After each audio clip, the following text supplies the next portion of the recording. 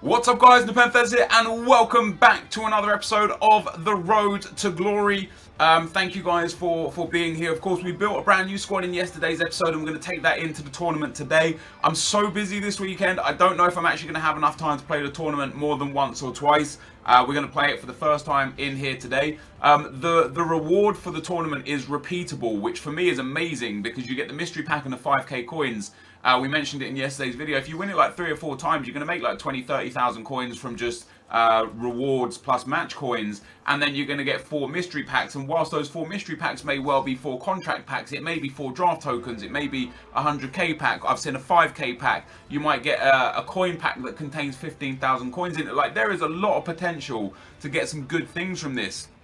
So I'm interested to win it. I want to win it. I want to dedicate the time to it. But with putting pretty much 2 videos there on this channel, with my main channel, and the fact that I've only just got back from the States a couple of days ago, so I've got a lot of errands to take care of, I'm just finding it hard to get the time. And one of the things I actually want to do is I want to change my office around, for the simple fact that for some reason, since I've been back from AA's, the lighting in this room is weird. I've got my blinds down right now and I've got my lighting set up exactly how it was, but you see, like, what is it, this side? Look how bright it is down the side of my face. It's like glaring.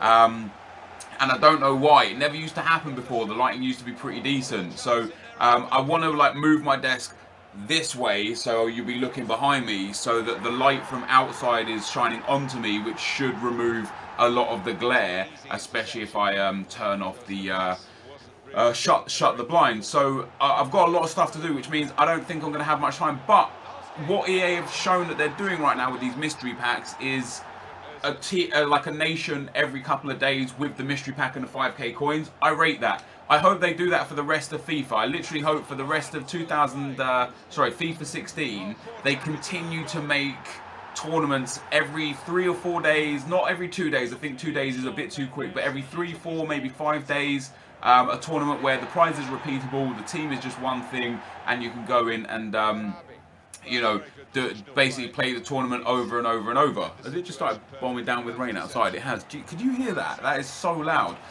Anyway, our first opponent of the day we come up against, and he was bad.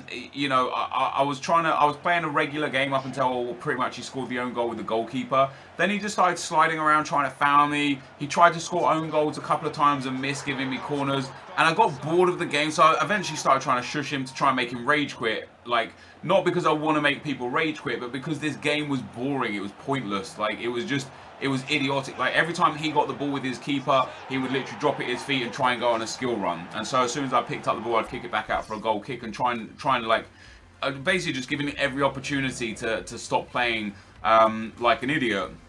Obviously, maybe he's just bad at the game, maybe he's very young, maybe his first time on FIFA, but in general, it was a very boring game, but we won 8-0, which is obviously very nice. It kind of was a nice way through to get through to the second round, but it didn't show me anything about this team. It didn't show me if this team was good, didn't show me if it played well, didn't show me if there were any weak spots, because it was just a non-entity of a game. So a free win through to the next round, and also I was hoping for a rage quit for the fact that I could then have got away with not applying fitness, and I've got quite a lot of non-day ones in this team that don't require fitness.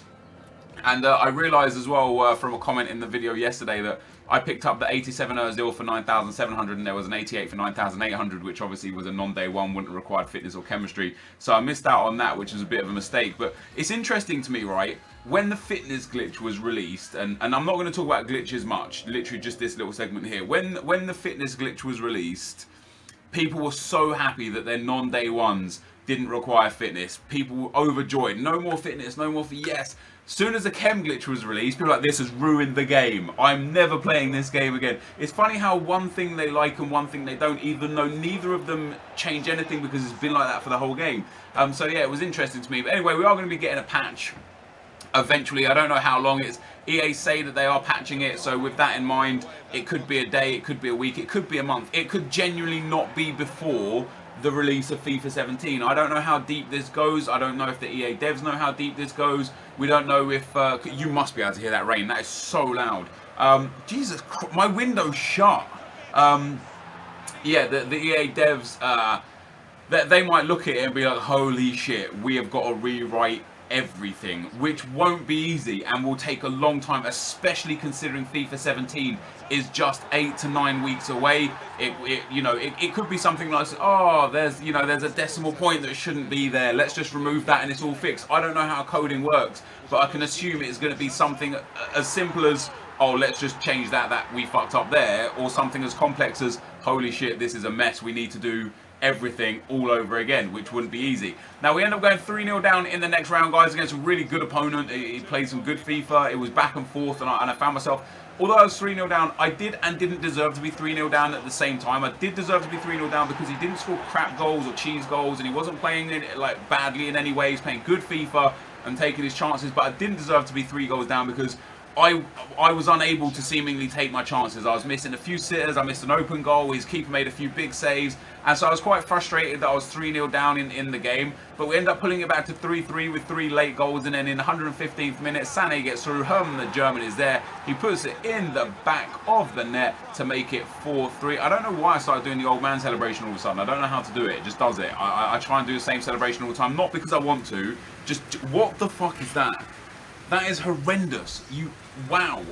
I feel like my house is about to be blown over. But yeah, so there was that, and as you can see by the match stats, I had a bit more possession, but chances, my opponent probably had a few more shots than me. I probably had a few shots from better positions. But we go into the semi-final now, guys, with a good win in the 8-0 win and a really good win in the 4-3 win, because it was a tough opponent, and he actually messaged me after the game saying good game. He knew who I was. I said to him, like, you was unlucky, like your team just kind of fell apart in the last 10 minutes, and he said, no, I don't think I was unlucky, like you should have scored a couple of goals beforehand, goals that you missed where you should have scored. So I respect people that can see things like that and don't just see, oh, I was 3-0 up and I conceded 3 late goals, why does this game hate me? I respect the fact that you can actually look at the game and be like, well, actually I probably should have conceded here and here anyway. So props to him, and good game, and hopefully he goes back in and wins it a couple of times. I obviously want you guys to have the best ultimate teams possible, which is why we do this series, to bring you guys the knowledge, the information, and hopefully give you some hints and tips to better yourself within FIFA, to give yourself the best opportunities of having fun and being good at the game. So with that in mind, I do hope all of you go through and win this tournament a couple of times. Now we go into the semi-finals here, guys. We come up against a really, really nice team. 2 legends, 3 team of the seasons, 4 informs, then a random Tony Kroos and Diekmeyer in the team. And this was one of those games for me that just wasn't very fun, because I felt like the game was making it difficult for me. I don't know if that makes sense to anyone, but I felt like a few shots I was having, like sometimes there was one point I haven't got the clip in. I went down the right with Sané. It was a 3-on-1. I've got Muller in the middle and Podolski at the far post. I triple tapped to go to Podolski at the far post, and it went backwards all the way back to my left back on the halfway line. And I'm just sitting there like, oh. And I thought, oh my God, it's going to be one of those games. This game's making it super difficult for me. Everything's kind of going against me. But eventually I got the goal, got in the lead. And once I got in the lead, it made it a little bit easier for me, because this guy wasn't too good. He has got a very good team, which probably carried him through to the semi-final. But in general, he wasn't that great. We go 2-0 up with Sané there, a really lovely finish, and he ends up rage quitting, and I guess he could just figure out that he wasn't going to be able to come back in this game. So 2-0 against Shawnee Boy, 7-7 there, sends us through to the finals. So the finals, obviously a big game, 5,000 coins and a mystery pack. For me, the 5,000 coins is one of the most important things, because of how cheap a lot of team of the season players are. The fact that you can get really good team of the seasons for 30, 40k right now, 5,000 coins goes a long way to getting those players, and not even just team of the seasons, but these international man of the matches, the classic heroes, whether they be the Americas or the Euros. There's a lot of cards available right now, and what I'm looking forward to is when this glitch does get patched, it's going to improve the team of the season players when they're on chemistry with a chemistry style. So, a team of the season Dahoud that we've got in this team right now, he only plays to card stats no matter what. We know that. No matter whether he's on 1 chem or 10 chem. When this glitch is patched, that Dahoud will get the boosts he should get for having chemistry, plus then chemistry style boost. It's going to make him even better than people thought he was already. So it's going to open up. It's going to be interesting, and I spoke about this before in my main channel yesterday. For those people that do squad builders like myself with the best team in FIFAs, and for people like Marshall and Atani that do player reviews, they're going to have to redo all of those things because none of them are relevant as soon as the thing is patched. Because you know, let's say you take a high rated but not a great high rated player. Let's say you take like a Harry Kane who's got room for improvement, because there's no point saying Ronaldo, he's got 99s everywhere. A Harry Kane who's got room for improvement, maybe you rated him like a 7 out of 10 and you thought he's alright, he's not great.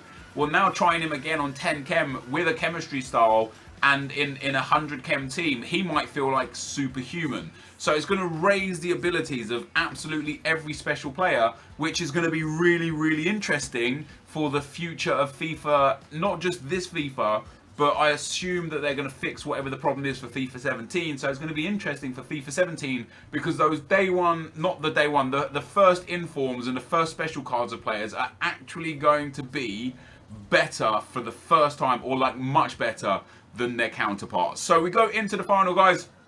We come up against a guy who's obviously won a tournament at least twice. He's got that Huth, he's got that Sané, but overall he's got a pretty slow defense and a pretty poor team. And I thought to myself, this is a great opportunity for me to win here. And I was just putting pressure on. I was dominating possession. I was creating chances. I eventually got the breakthrough after 15 minutes. And it seemed like after I went 1-0 up, everything just went against me.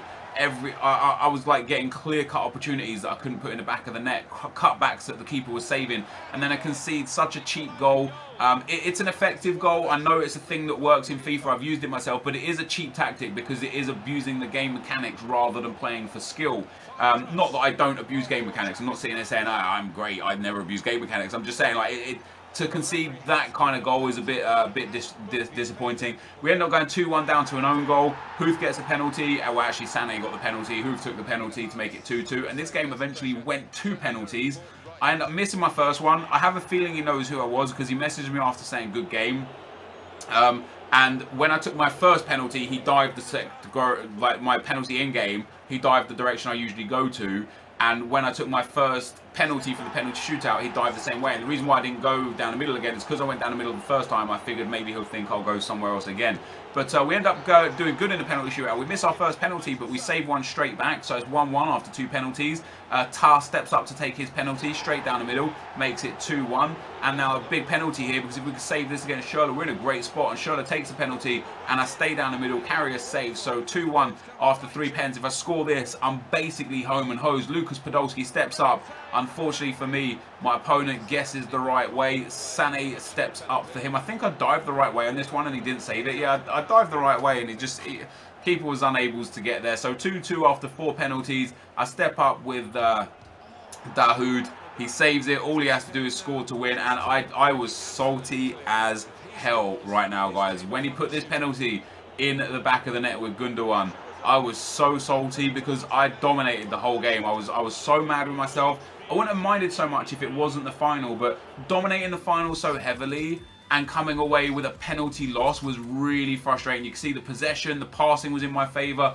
Where my shots were from were impeccable. His keeper just made some absolutely ridiculous saves. So I was really, really frustrated that I wasn't able to win that final. And out of frustration, I went and rage sold half my team. I remember in a comment from yesterday's video that somebody said I should try the first informed Farman because he's actually really, really good and he liked him better than Karius. So I thought, let me get rid of some of these players. I'm getting rid of Boateng. I'm getting rid of all of the day ones, basically, that require fitness because I don't have the time right now. As I said at the start of the video, I don't really have that much time. So I don't have the time to play the fitness games right now to keep boosting these guys' fitness. I just want to go and win this tournament. And I'm hoping late Saturday night I'll have some time to sit there and get rid of it. So I'm basically throwing in full blue team where possible. We're going to get rid of Boateng, we're going to get rid of Diekmeyer, and what you'll see here is me actually, I think I've completed the team just about now.